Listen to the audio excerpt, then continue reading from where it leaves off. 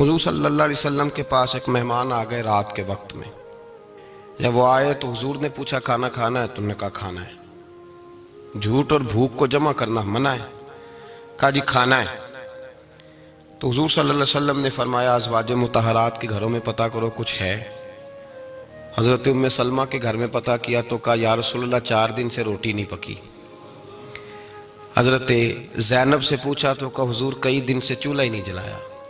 حضرت عائشہ صدیقہ، حضرت میمونہ، حضرت سودا، تمام گھروں سے بظاہر یہ 2 جہاں کے شاہ ہیں پر پاس کچھ رکھتے نہیں.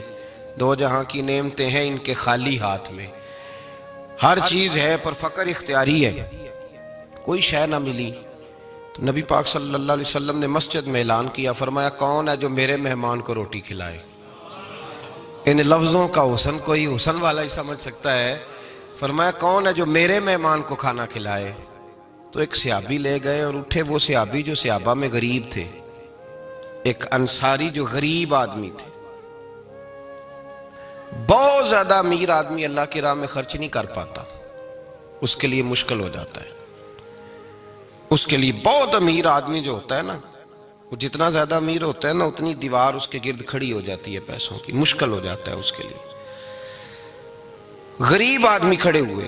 اگرچہ میرے محبوب کے غلاموں میں جو بڑے امیر تھے وہ بھی خرچ کرنے میں بڑے آگے تھے. حضرت عثمان غنی رضی اللہ تعالیٰ عنہ، حضرت عبد الرحمن ابن عوف، حضرت ابو بکر صدیق رضی اللہ. لیکن یہ غریب آدمی کا حضور میں لے جاؤں گا، میں لے کے جاؤں گا. اور یہ بخاری مسلم ہے. حضور نے فرمایا لے جاؤ. وہ اب صحابی گھر لے گئے اور بیوی سے مشورہ کیا. بات پہ غور کرنا، ہر چیز کی بھوک دیکھی جا سکتی ہے، بچوں کی نہیں دیکھی جا سکتی. وہ انصاری حضور کے مہمان کو گھر لے گئے، جا کے بیوی سے مشورہ کیا. کہا بھلی مانس گھر میں کچھ ہے؟ تو اس نے کہا تھوڑا سا بچوں کے لیے کھانا رکھا ہے. بچوں کے لیے. بچے تو بزدل کر دیتے ہیں، بچے تو آدمی کو بزدل کر دیتے ہیں، بچے تو مار دیتے ہیں، کلیجہ پھٹ جاتا ہے بچہ بھوکا ہو تو، نیند ہی نہیں آتی. اب صحابی اپنی بیوی سے کیا کہتے ہیں؟ کہتے ہیں بچوں کو بہلا کے سلا دے. اور رسول اللہ کے لیے نہیں، رسول اللہ کے مہمان کے لیے. بھئی نبی پاک کے لیے نہیں، حضور کے. تجھ سے در در سے سگ اور سگ سے ہے مجھ کو نسبت. میری گردن میں بھی ہے دور کا پٹکا تیرا، تجھ سے در در سے سگ سگ سے ہے مجھ کو نسبت. لمبی بات ہے. کہ بچوں کو سلا دو.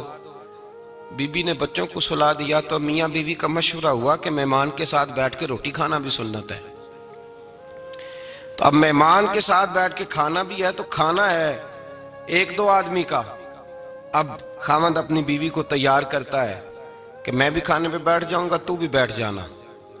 اور جب مہمان کھانے میں ہاتھ ڈال لے تو اٹھنا، کہنا او ہو دیا تو صحیح کیا ہی نہیں، ابھی بجھ جائے گا. اور جا کے دیا بجھا دینا. ہم ہاتھ ہلاتے رہیں گے، مہمان روٹی کھاتا رہے گا. اور یار اس درد کو، اس کیف کو سمجھو. گھر میں بچے بھی بھوکے، بچوں کی ماں بھی بھوکی، بچوں کا باپ بھی بھوکا. دسترخوان پہ روٹی لگ گئی، روٹیاں چن ڈالیں. بی بی اٹھی کہنے لگی او ہو چراغ تو صحیح کیا ہی نہیں، یہ تو بجھ جائے گا. حوصلے مند بی بی جس نے بچے بھوکے سلا دیے. وہ بھوکے سوئے ہوئے بچوں کی بھوکی اماں اٹھی اور اپنے خاوند کی تابع داری میں اٹھی. میں گڈی تے ہتھ ڈور سجن دے، وہ جنج رکھے اونج رہنا ہے. اٹھی اور اس نے نہ دیا ٹھیک کرنے کے بہانے بجھا دیا. مہمان روٹی کھاتا رہا اور رسول اللہ کے نوکر قربانی دیتے رہے. وہ روٹی کھا کے سیر ہو کے بستر بچھایا تو سو گیا. یہ میاں بیوی ساری رات بچوں کی طرف دیکھتے رہے اور غور کرتے رہے اور راضی رہے کہ ہم نے حضور کا فریضہ نبھایا ہے. قربان جاؤں محبوب پہ، بے خبر ہو جو غلاموں سے وہ آقا کیا ہے. وہ صحابہ وہ اگر قربانیاں دیتے تھے تو جو اعزاز ملتا تھا وہ بھی بڑا شان والا ہے. صحابی کہتے ہیں میں فجر کی نماز پڑھنے مسجد آیا، پہلا قدم رکھا تو میرے کریم بولے. حضور نے فرمایا رات جو تو نے اور تیری بیوی نے عمل کیا ہے خدا کو بھی بڑا پسند آیا ہے، محمد مصطفیٰ کو بھی بڑا پسند آیا. اور پھر ایک لفظ اور ہے حدیث میں، ایک روایت میں کچھ جملے اور بھی ہیں. حضور نے فرمایا جب تو اور تیری بیوی رات مہمان کے ساتھ ایثار کر رہے تھے نا تو عرش کا مالک تمہیں مسکرا مسکرا کے دیکھ رہا تھا. رب تمہیں دیکھ کے مسکرا رہا تھا، رب تمہیں دیکھ کے مسکرا، تر دامنی پہ شیخ ہماری نہ جائیے، ہم دامن نچوڑ دیں تو فرشتے وضو کریں۔ پر میں وہ مسکرا رہا تھا کہ میرے بندے میرے رسول کی رضا کے لیے کیا کر رہے ہیں۔ اور صاحب دیکھو، نبی پاک کے لیے نہیں، خاندان کے لیے نہیں، خاندان نبوت کے لیے نہیں، حضور کے نہ سمجھیں یار، اس پہلو کو سمجھیں، نبی پاک کے بریلی کے امام بول پڑے، فرمانے لگے تجھ سے در، در سے سگ، سگ سے ہے مجھ کو نسبت، تجھ سے در، در سے سگ کتے کو کہتے ہیں فارسی میں۔ فرماتے محبوب تیرا دروازہ اور دروازے پہ کتا اور کتے کے پاس میں بیٹھا ہوں، چلو کتے کے پاس تو بیٹھا ہوں نا، میری گردن میں بھی کوئی تو پٹکا آیا ہی ہے نا، تجھ سے در، در سے سگ اور سگ سے ہے مجھ کو نسبت، چلو میری گردن میں بھی ہے دور کا پٹکا تیرا۔ قرآن مجید بول اٹھا، رب کریم نے فرمایا حبیب یہ تیرے غلام وہ ہیں کہ وَيُقْصِرُونَ عَلَىٰ أَنفُسِهِمْ وَلَوْ كَانَ بِهِمْ خَصَاصَةٌ، فرمایا ان کا حال یہ ہے کہ جس چیز کی شدید حاجت ہوتی ہے وہ بھی اپنے بھائیوں پہ قربان کر دیتے ہیں، وہ دے دیتے ہیں تیرے نام پہ۔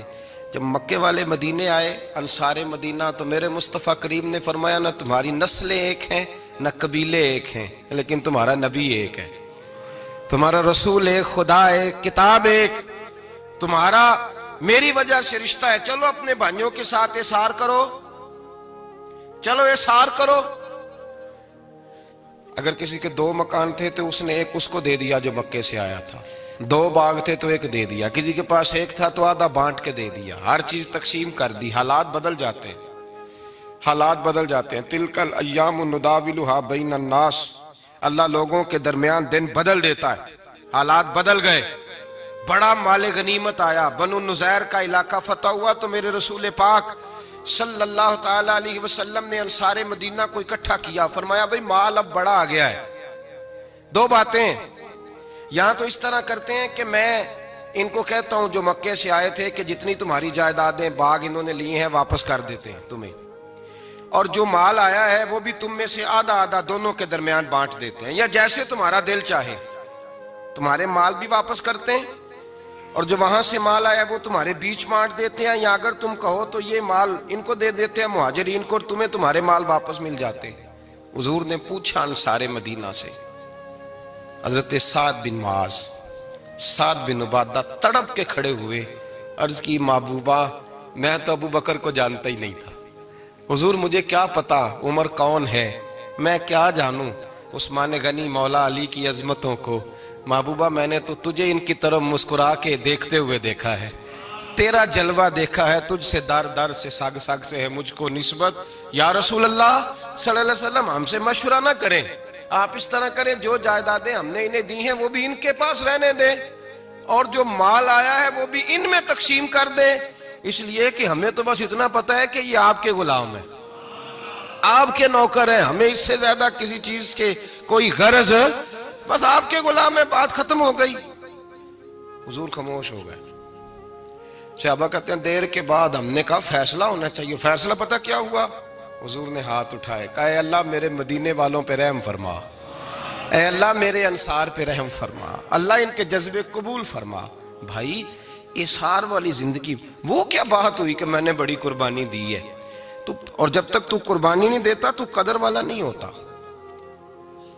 جو چیز قربانی سے حاصل ہوتی ہے اس کی قدر ہوتی ہے، جو چیز مفت میں آ جاتی ہے اس کی کوئی قدر نہیں ہوتی، کوئی قدر نہیں۔ میں اکثر سوچتا ہوں کہ حضرت خواجہ اجمیری کے خلیفے اجمیر میں بھی تو ہونے چاہیے تھے نا، لیکن ان کے خلیفے اجمیر میں نہیں ہوئے، دلی میں ہوئے۔ تو میں سوچتا ہوں دلی والوں کے خلیفے دلی میں ہونے چاہیے، لیکن دلی میں نہیں ہوئے، پاک پتن میں ہوئے، تو پاک پتن والوں کے یہاں ہو جاتے۔ وہ اس لیے کہ قربانی جو دیتا ہے نا، جو دور سے چل کے آتا ہے وہ قربانی کرتا ہے، قربانی دیتا ہے، اس کو قدر زیادہ ہوتی ہے۔ ہم نے کسی شے کے لیے کبھی قربانی نہیں دی، نہ دین کے لیے، نہ قرآن کے لیے، نہ مسجد کے لیے، نہ شیخ کے لیے، نہ طریقت کے لیے، قربانی تو ہے ہی نہیں۔ تو جو شے مفت ملتی ہے اس کا نہ مزہ آتا ہے نہ قدر ہوتی ہے۔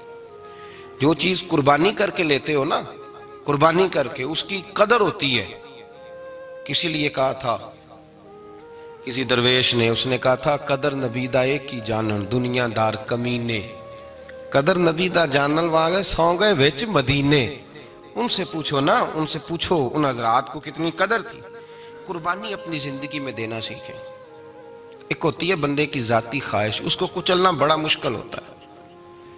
قربانی بڑی ضروری چیز کا نام ہے، اور جو قربانی دینا سیکھ جاتا ہے وہ بچ جاتا ہے. کتیا 6 بچے جنم دیتی ہے لیکن قربانی نہیں نہ دیتی بچوں کی، تو ریوڑ نہیں بنتے، اجڑ نہیں بنتے. بکری 2 بچے پیدا کرتی ہے اور سال کے بعد ہزاروں بچوں، لاکھوں بچوں کی قربانی دیتی ہے، پر پھر بھی جدھر جاؤ بکرے ہی بکرے نظر آتے ہیں. جو قربانی دینا سیکھ جاتا ہے نا، یزید نے کوئی قربانی نہیں دی، اس لیے کوئی شخص بھی کھڑا ہو کے نہیں کہتا، حالانکہ 14-15 بیٹے تھے یزید کے، کوئی بھی کھڑا ہو کے نہیں کہتا میں اس کی نسل میں سے ہوں. امام حسین نے ساری قربانی دے دی. ایک زین العابدین بچے تھے، پوری دنیا میں اللہ نے سید عطا فرمائے ہوئے ہیں. جو قربانی دینا سیکھ جاتا ہے وہ بچ جاتا ہے. ہم نا قربانی کیا، ہمارے پاس تو اضافی شے ہے وہی دینے کو تیار نہیں. جب آپ تیار ہی نہیں تو سودا ہی نہیں کر، آپ نکلے ہی نہیں میدان میں، تو حاصل کیسے ہو؟ حصول تو تب ہوگا نا جب آپ کوئی انویسٹمنٹ کریں گے. تو آپ انویسٹ ہی نہیں کر رہے تو بھائی آپ نے پودا ہی نہیں لگایا تو پھل کیسے ملے؟ قربانی نہیں دی تو وہ درجہ کیسے ملے؟ اس کے لیے تو قربانی ضروری ہے. اب تمام صحابہ کی زندگی پڑھ لیں، حضرت ابو بکر سے لے کر حضرت بلال تک، یہ سارے قربانی والے ہیں. آپ تمام اولیاء کی صفت پڑھ لیں، حضرت غوث اعظم، جیلانی، داتا علی اجویری، خواجہ معین الدین، یہ سب قربانی والے لوگ ہیں. قربانی دیتے رہے تو بچے ہوئے ہیں. ان کے جو ساتھ تھے وہ بھی قربانیوں والے تھے. قربانی حصہ ہے طریقت کا، قربانی ضروری ہے. اور ہمارے صوفیاء تو کہتے ہیں جس شخص نے تصوف میں آ کے قربانی نہیں دی. بزرگوں کے پاس ایک شخص آیا، غالباً خواجہ نظام الدین محبوب الہی کی بات ہے، میرے ذہن میں نام پورا نہیں سما رہا. تو ایک مرید نے آ کے کہا حضور زکوٰۃ کتنی دینی ہے؟ فرمایا 2.5%. تھوڑی دیر کے بعد حضرت نصیر الدین چراغ دہلوی آ گئے، کہا حضور اللہ کے راستے میں کتنے دینے ہیں؟ فرمایا 50%. ایک ساتھی قریب بیٹھا تھا، اس نے کہا پہلے کے لیے 2.5% کا فتویٰ تھا، اس کو کہہ دیا دے دے. چند منٹ گزرے تو حضرت امیر خسرو بھی آ گئے،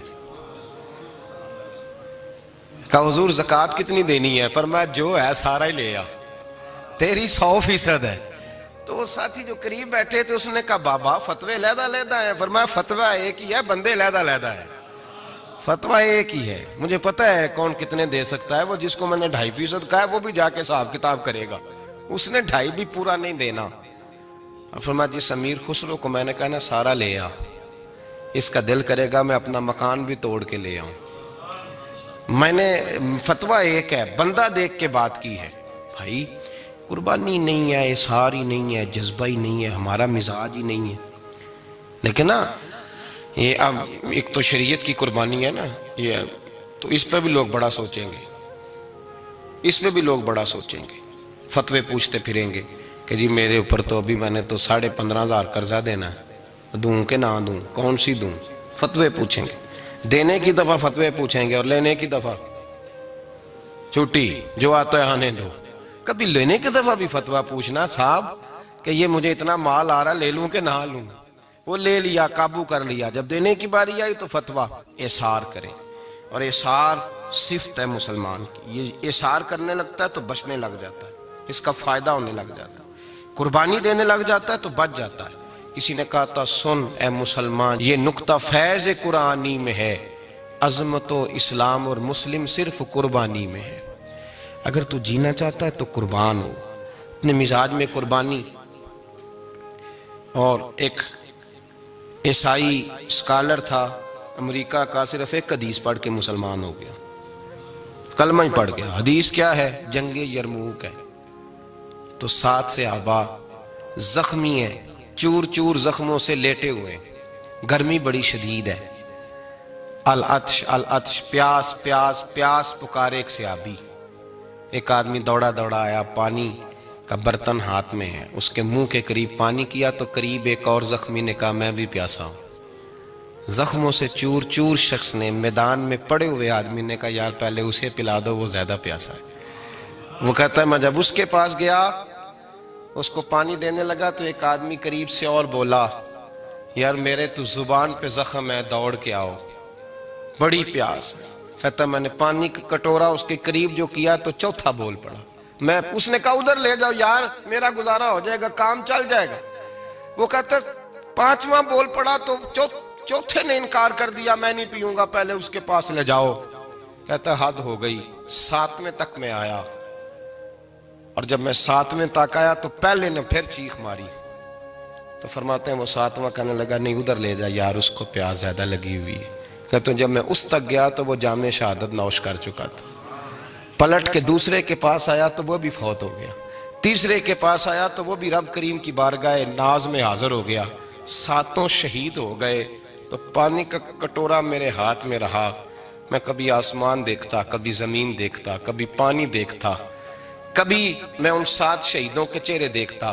پھر دل میں خیال آیا یہ تو گردنیں کاٹنے والے تھے، یہ تو ایک دوسرے کو قتل کرنے والے تھے، یہ تو خون پینے والے تھے۔ آج یہ سارے اس لیے کر رہے ہیں کہ سارے محمد عربی کے غلام بن گئے، رسول اللہ صلی اللہ علیہ وسلم کے نوکر بن گئے۔ وہ کہتا میں نے حدیث پڑھی تو میں مسلمان ہو گیا۔ میں نے کہا یہ جذبے دنیا دار بندہ پیدا نہیں کر سکتا، یہ جس نے جذبہ پیدا کیا ہے وہ اللہ کا سچا رسول ہے۔ میرے بھائی اظہار کا مزاج پیدا کریں۔ قربانی تو نہیں رہی معاشرے میں، اظہار ہی تو نہیں ہے۔ ہم روایتیں پڑھتے ہیں، سنتے ہیں، لیکن آپ یقین کریں پنکھے کے نیچے مسجد میں ایک دوسرے کو جگہ دینے کو تیار نہیں۔ پھر پنکھا ہے نا چل رہا ہے تو کوشش ہے کہ مجھے عین اس جگہ ملے جہاں پنکھا چل رہا ہے۔ اتنا بھی اظہار کرنے کو لوگ تیار نہیں، اتنا بھی۔ اور درجے بڑے بڑے لینے چاہتے ہیں، بڑے بڑے درجے۔ وہ ہمارے پاس لوگ آتے ہیں، 2-4 لفظ لکھے ہوتے ہیں نا نام کے ساتھ، کوئی علامہ لکھ دیتا ہے، کوئی پیر صاحب لکھ دیتا ہے، تو لوگ بڑی باتیں پوچھ لیتے ہیں۔ کئی دفعہ آ کے پوچھتے ہیں میرا زیارت کرنے کو دل کرتا ہے۔ میں کہتا ہوں یار تو نے آخری سیڑھی پہ پیر رکھ دیا ہے، بالکل آخری پہ۔ دل تو تیرا جس چیز کو کرے گا تو وہ کرنے لگ جائے گا۔ پہلے شروع تو حضرت جنید بغدادی رحمت اللہ تعالی علیہ، وہ دریا کنارے کھڑے تھے تو آپ دریا کے اندر پیر رکھا آگے جانے کے لیے۔ یہ اعلیٰ حضرت نے لکھا ہے واقعہ ملفوظات شریف میں۔ دریا پار کرنے کے لیے پیر رکھا تو ایک شخص کہنے لگا حضور مجھے بھی ساتھ لے لیں۔ آپ نے فرمایا میں دریا پار کروں گا تو اس طرح کرنا، میرا کرتا پکڑ لے اور یا جنید یا جنید کہنا شروع کر دے۔ یا جنید یا جنید، اس پہ فتویٰ بھی لگ جاتا ہے، پر کیا کرے، اب مسئلہ تو صحیح ہے نا۔ تو پیر میرا پیچھے سے کرتا پکڑ لے اور یا جنید کہا ہے۔ وہ کہتا ہے پیر رکھا نا حضرت نے پانی میں تو میں بھی پیچھے۔ تو حضرت جنید بغدادی کیا کہتے ہیں یا رحمان یا اللہ، یا رحمان یا اللہ، وہ خود یہ پڑھ رہے ہیں اور مجھے لگایا یا جنید پہ۔ کہتے ہیں دریا میں وہ بھی چلنے لگے تو میں بھی، یوں لگا جیسے پکے فرش پہ چل رہے ہیں۔ کہتے ہیں تھوڑا سا گزرا تو میں نے کہا بابا خود یا رحمان یا اللہ کہہ رہا ہے اور مجھے یا جنید پہ لگایا ہوا ہے، تو چلو میں بھی یا رحمان یا اللہ پڑھتا ہوں۔ کہتے ہیں میں نے یا رحمان یا اللہ کہا تو میں ڈوبنے لگ گیا، دریا میں ڈوبنے لگا۔ تو حضرت فرمانے لگے تجھے کہا نا یا جنید کہہ، کہتے پھر یا جنید کا تو پھر اوپر آ گیا۔ تھوڑا اور جا کے اب شیطان باز تو آتا نہیں، الذی یوسوس فی صدور الناس، یہ جاتا تو دل تک ہے نا، باز تو آتا نہیں۔ دن میں 36 دفعہ تو مشورہ دیتا ہے کہ سیدھی نماز پڑھو، یہ کس چکر میں لگ گئے، روز تو تقریر کرتا ہے۔ کہتا پھر دل میں وسوسہ آیا تو پھر میں نے جا کے کہا کہ یہ مجھے خود یا رحمان یا اللہ اور میں یا جنید۔ پھر میں نے کہا یا رحمان یا اللہ تو پھر ڈوبنے لگا۔ کہتے ہیں بابے نے پکڑ کے نکالا، کہا چپ کر کے یا جنید کہہ اگر پار جانا ہے تو، یا جنید کہہ۔ کہتے کنارہ آ گیا تو میرے دل میں خود ہی تھی، وسوسہ تھا کہ بابا تو یا رحمان یا اللہ کہے تو ترے، میں کہوں تو ڈوبے۔ میرے دل میں وسوسہ تھا۔ اللہ والے ادھار تو رکھتے ہی نہیں نا، جو بات دل میں آتی ہے وہ بیان پہلے کر دیتے ہیں، ادھار تو ہے ہی نہیں ان کے ہاں۔ وہ تو کہتے ہیں تجھے بولنے کی گنجائش ہی نہیں دیں گے، تیرے سوال دل میں ہوگا جواب ہماری زبان پہ ہوگا۔ یہ تو چکر ہی نہیں نا، بالکل کوئی کھاتا ہی نہیں۔ رب کریم کا بندہ تو بات ہی وہ کرتا ہے جو کو دل میں لے کے آتا ہے۔ فرماتے ہیں جیسے ہی میرے دل میں یہ وسوسہ تھا، حضرت جنید بغدادی رحمت اللہ تعالیٰ علیہ باہر نکل گئے تو پلٹ کے میری طرف دیکھا اور مسکرا کے فرمانے لگے بیٹا جنید تک تو پہنچ لے، اللہ تو ابھی بڑی دور ہے، ابھی جنید تک تو پہنچ جا، ابھی تو جنید تک نہیں پہنچا، ابھی تو میرے تک تو پہنچ جا، اللہ تو ابھی بڑی دور ہے، تو ڈائریکٹ ہی وہاں تک جانے لگا ہے۔ شروع تو ہو ابھی، تو یہاں لوگ سیدھا ہی آ کے کہتے ہیں زیارت کرنی ہے۔ مجھے ایک صاحب کہنے لگے جی میں نے ایک پیر صاحب کے بارے میں سنا ہے ان کی بیعت ہوتے ہی بندے کو نبی پاک کا دیدار ہو جاتا ہے۔ میں نے کہا ٹھہر جا ذرا، اس کو بھی کہہ بریک پہ پیر رکھے، بیعت کرتے ہی دیدار ہو جاتا ہے؟ یہ کوئی لوٹ سیل ہے؟ زندگی گزر جاتی ہے انسان کی، مر جاتا ہے، اور جس کو حضور کا دیدار ہو پھر بچ جائے، پھر قائم رہے، پھر اس کی زندگی نہ بدلے، پھر اس کا دنیا سے کوئی تعلق رہ جائے۔ یہ پوچھ ابو بکر صدیق سے جنہیں دیدار ہوا تھا، جب دیدار ہوا تو یار رہا ہے، باقی کوئی شے بھی نہیں رہی، پھر محبوب رہے اور کچھ بھی نہیں بچتا۔ تو وہ کس طرح کا ہے جو دیدار بھی کراتا ہے اور پھر کہتا جاؤ دکان بھی کھول لو جا کے؟ یہ کیسی بات؟ وہ ایک منزل ہے، وہ اپنی جگہ پہ آ کے آتی ہے، اور یہی بہتر ہے کہ پردوں میں وہ پردہ پوش رہے۔